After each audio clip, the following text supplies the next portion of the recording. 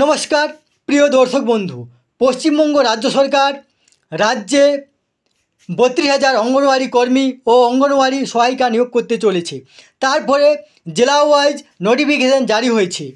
এই নোটিফিকেশানে দুটি পয়েন্ট উল্লেখ করা আছে। এই একটি পয়েন্ট হলো যে যে আইসিডিএস বা অঙ্গনওয়াড়ি কর্মী বা সহায়িকারা যারা নিযুক্ত হবেন তারা কিন্তু স্বেচ্ছাসেবকমূলক।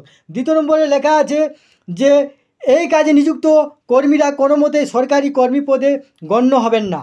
আসুন আমরা দেখে নেব যে নোটিফিকেশানে কি লেখা আছে।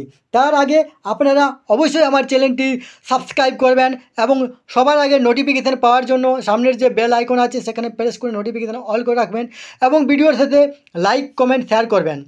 তাহলে আসুন আমরা দেখে নিই। দেখুন এখানে যে পশ্চিমবঙ্গ সরকার শিশু বিকাশ প্রকল্প আধিকারিকেরকরণ, দেখুন সুসংহত শিশু বিকাশ সেবা প্রকল্প মুর্শিদাবাদ। এখানে নোটিফিকেশানে লেখা আছে, দেখুন যে সকল অঙ্গনওয়াড়ি সহায়িকা ন্যূনতম 5 বছর নিরবচ্ছিন্ন উক্ত পদে কর্মরত তাদের নিকট হতে নিম্নলিখিত শর্তে আবেদনপত্র আহ্বান করা হচ্ছে।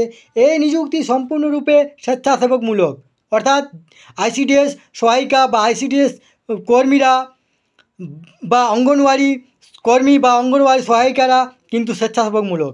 এই কাজে নিযুক্তি কর্মী কোনো মতে সরকারি কর্মীপদে গণ্য হবেন না।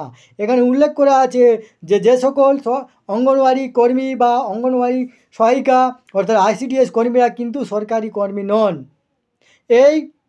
এর ফলে আইসিডিএস কর্মী বা আইসিডিএস সহায়িকাদের মধ্যে বা অঙ্গনওয়াড়ি কর্মী বা অঙ্গনওয়াড়ি সহায়িকাদের মধ্যে একটা ভয়ের সৃষ্টি হয়েছে। এই তথ্যটি আপনাদের সাথে শেয়ার করলাম। সুস্থ থাকবেন, ভালো থাকবেন, ধন্যবাদ।